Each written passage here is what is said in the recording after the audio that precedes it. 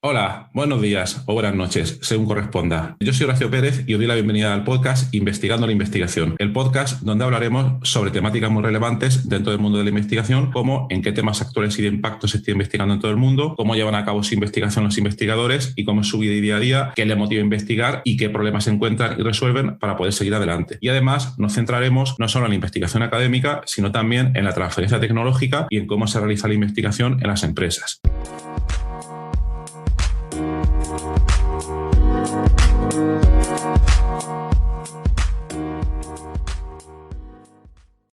Hola, hoy es viernes 4 de marzo de 2022 y en el episodio de hoy os voy a explicar cómo estoy llevando la transición desde la aplicación de tareas Things3 a la aplicación, digamos, puedo llamarla aplicación Obsidian.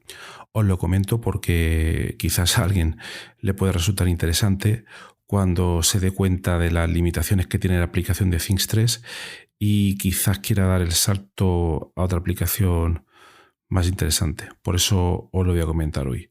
Bueno, en primer lugar,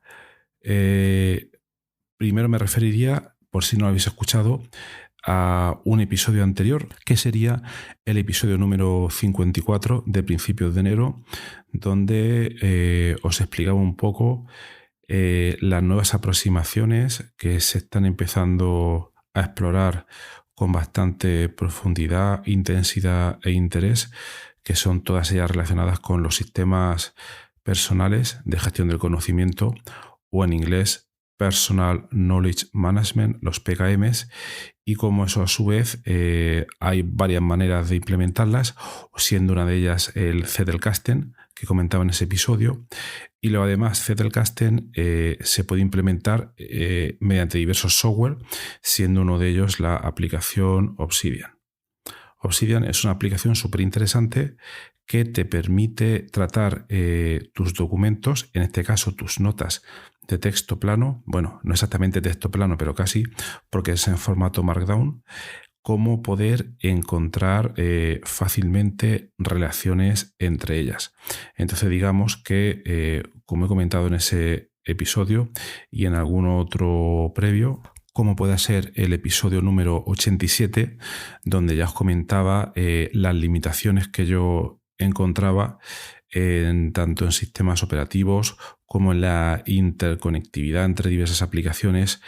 Y lo resumía, escuchad ese episodio, os lo recomiendo, que hay una falta de conectividad, sobre todo a nivel de información, entre diversos elementos del software, y en este caso la que más me preocupa es que al manejar gestores de tareas, los cuales llevo utilizando desde hace bastante tiempo, como puede ser por ejemplo la aplicación Things3, vale bien, es un software muy bonito que permite un uso muy elegante, muy rápido y muy fluido de tanto la introducción de información, lo que comúnmente se llama la técnica de captura, en la terminología del GTD, del Getting Things Done.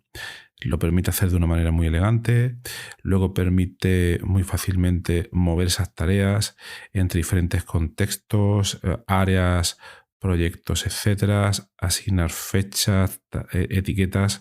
Eso, la verdad, que está muy bien, pero una de las cosas que empecé a ver y que me surgió tras empezar a utilizar Obsidian desde hace un tiempo, era la falta que yo tenía para poder decirle al software: bien, esta tarea que voy a hacer está relacionada con esta y otra, esta y otra y esta otra, que pertenecen a otros proyectos.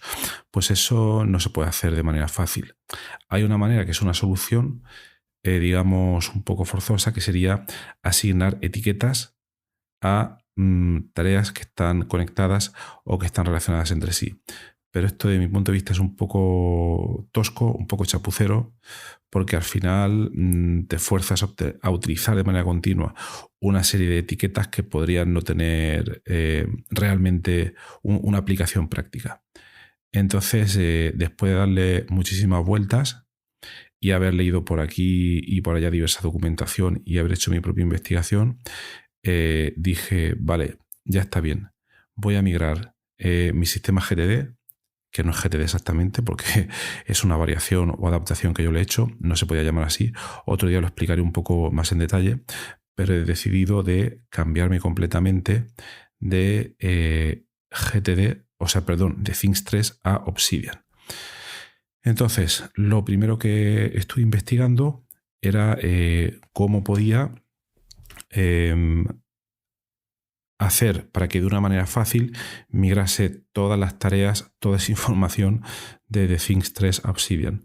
Y le estuve dando varias vueltas, estuve consultando en varios sitios y lo más parecido que encontré es un plugin que hay para Obsidian, porque si no sabéis, Obsidian puede funcionar a través de plugins. Están tanto los plugins, los core, los básicos, los que trae ya instalado la propia aplicación, como otros que están desarrollando muchos otros programadores y que son súper interesantes. Entonces, vi un plugin que te permitía era sincronizar con Things 3, pero no con todas las tareas y proyectos, sino únicamente con el logbook, lo cual quiere decir las tareas que ya habían sido completadas. Lo cual a mí, pues en mi caso, no me sirve para nada. Porque yo lo que quiero es tener las tareas que están en el contexto de próximas acciones o acciones de algún día o ya planificadas en el calendario y que las tengo en Things 3 desde hace bastante tiempo, las quiero mover todas a Obsidian. Y bueno, me sorprendió también muchísimo de este plugin, que os pondré luego el enlace en la nota del programa, que no hubiese implementado esta funcionalidad. Y es curioso que habían también otros usuarios en GitHub que en la categoría de issues, que es una categoría de... Bueno, GitHub, para los que no lo conozcáis, es un repositorio de software que tiene bastante tirón últimamente, está de bastante actualidad y donde muchos programadores depositan sus códigos, pero no los códigos definitivos, sino con como es un gestor de versiones de software, con la idea de ir mejorándolos al paso del tiempo e ir añadiendo nuevas capas de código, nuevos ficheros, nuevas funcionalidades, etc. Y también tiene, vamos a traducirlo como una especie de foros donde los usuarios pueden interaccionar con los desarrolladores. Y aquí vi que habían algunos usuarios, bueno, había uno en concreto, era uno solo, la verdad, que le pedí esta funcionalidad. Y el desarrollador pues no ha respondido, lo cual también puedo entender, porque parece ser que muchos de estos desarrolladores se dedican por simple afición, por simple amor al prójimo, a la comunidad, de liberar esos códigos para que cualquiera los pueda utilizar y les asignan una licencia determinada perdón, para que quien quiera los pueda utilizar sin fines comerciales. Entonces, bueno, vi que estaba esa posibilidad que no me convencía y también estuve explorando muchas otras, pero ninguna me convenció y dije, mira, no tengo tiempo para seguir investigando en otros plugins. Entonces lo que decidí fue básicamente copiar y pegar todas las tareas. Es decir, lo que he hecho ha sido replicar en una serie de notas a diferentes niveles de jerarquía en Obsidian tanto mis estructuras de áreas, las áreas GTD que yo tenía en Things 3, que son básicamente un área personal con diferentes proyectos personales y luego una área de trabajo que a su vez está organizada con diferentes subáreas.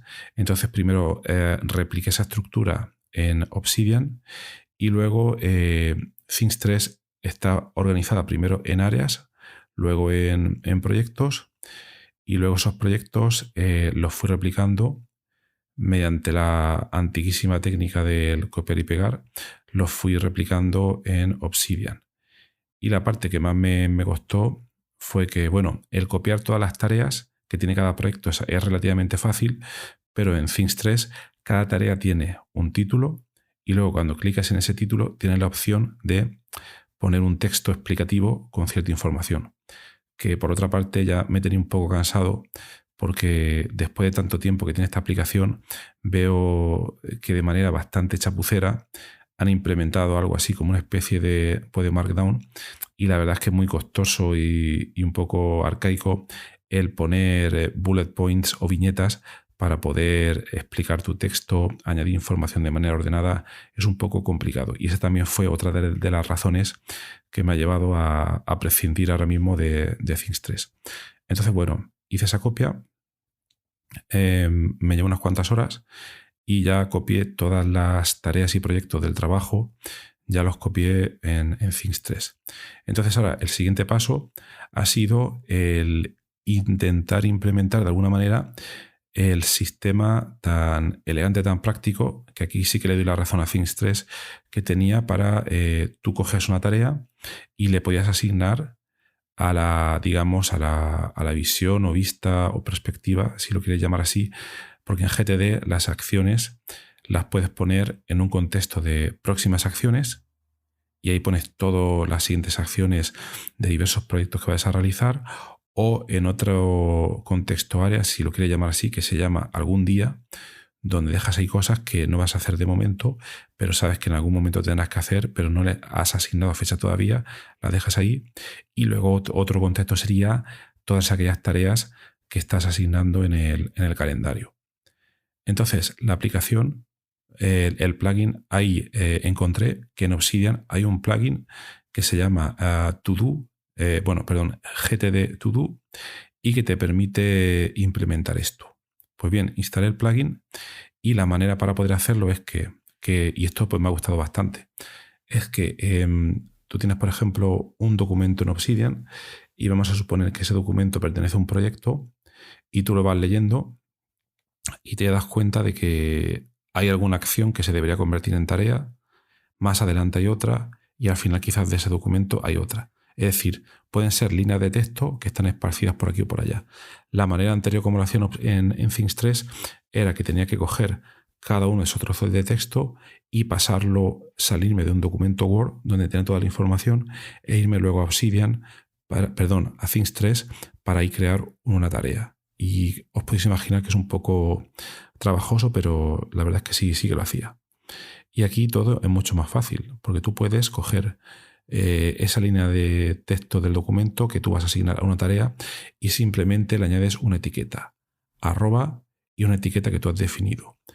Que en muchos de los casos puedes poner la etiqueta anytime, que quiere decir próximas acciones a realizar, y así, bueno, puedes hacer un escaneo, una revisión de diferentes documentos asociados al proyecto, y cuando hayas seleccionado, por ejemplo, 10 tareas con esa etiqueta, abres el plugin de GTD To Do y ahí vas a tener de manera bastante resumida esas 10 acciones que quieras realizar, y luego clicando cada una de ellas, pues si no sabes en qué documento estás, te va a llevar a ese documento exacto.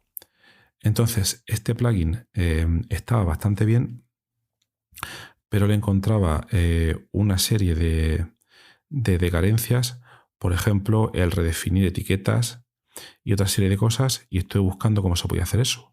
Y entonces vi que el programador que había diseñado este plugin ya no contestaba a la gente, decía que estaba muy ocupado, lo cual es una postura también bastante entendible, pero hay una cosa interesante en GitHub, y es que cuando un código empieza a tener una serie de seguidores y gente que lo está probando y aplicando en muchos contextos, hay gente que quiere implementar mejoras, comentan al programador principal, y si por lo que sea este programador no responde por otros motivos, la gente lo que suele hacer es un fork. ¿Qué es un fork? Es como una especie de variación de ese código. El código ha llegado hasta cierto camino y a partir de ahí, aunque el programador principal siga desarrollándolo en una línea determinada, este otro programador que hace ese fork hace una especie de versión y empieza y continúa desarrollando el código, pero a partir de ese momento en el que él ha entrado. Y entonces le da otra entidad propia y se lo lleva a otro sitio, pero siempre indicando que es una versión o es un fork de la versión inicial que desarrolló el otro programador. Entonces, este fork del plugin GTD To Do es el que estoy utilizando ahora mismo, y la verdad es que va a las mil maravillas a la hora de, pues gestionar las etiquetas, mostrármelas de manera relativamente rápida entre tareas que ya se han pasado, tareas asignadas en el tiempo, próximas tareas a realizar y aquellas que se realizarán algún día. La verdad es que es bastante cómodo. Lo que no he encontrado todavía, y que Things hacía bastante bien, era la posibilidad de asignar recordatorios. Tú te podías poner una tarea para un día determinado, una hora determinada, pero no, en Obsidian no he visto todavía cómo hacerlo. Entiendo que no es el objetivo de la aplicación, pero ya más tarde estudiaré, investigaré si alguien ha desarrollado algo de este tipo. Entonces, bueno, aquí concluyo con este experimento que estoy haciendo, pues si puede resultar interesante y por si pensáis hacer algo parecido. Y bueno, espero que os haya sido interesante. Os iré comentando en otros episodios cómo me va yendo esta implementación. Y nada, os recomiendo muchísimo que os paséis a Obsidian porque tiene un potencial brutal para hacer muchísimas cosas. Pues nada, que tengáis un buen día, un buen viernes y buen fin de semana. Hasta luego.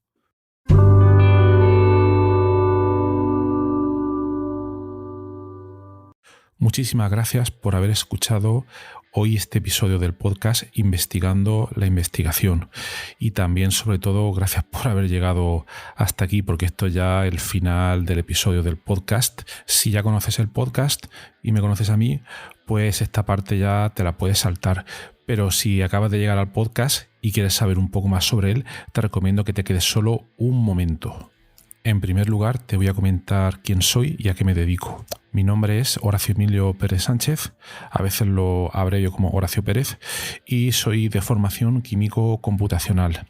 Actualmente estoy contratado en la Universidad Católica de Murcia, UCAM, donde me dedico a tareas de investigación. Soy actualmente el investigador principal del grupo de investigación en bioinformática estructural y computación de altas prestaciones, donde nos dedicamos a desarrollar métodos avanzados de descubrimiento de fármacos, a implementarlos en supercomputadores debido a la gran cantidad de cálculos que estos tienen que realizar, y además proporcionamos acceso a dichos métodos a través de servidores web o a través de otro tipo de herramientas bioinformáticas. Al mismo tiempo, aplicamos dichos métodos a problemas relevantes dentro del descubrimiento de nuevos fármacos, y los compuestos que descubrimos los patentamos y los licenciamos a diversas empresas. También soy docente en diversos grados en la UCAM, como puede ser el grado en farmacia, el grado en ingeniería informática y el grado en medicina.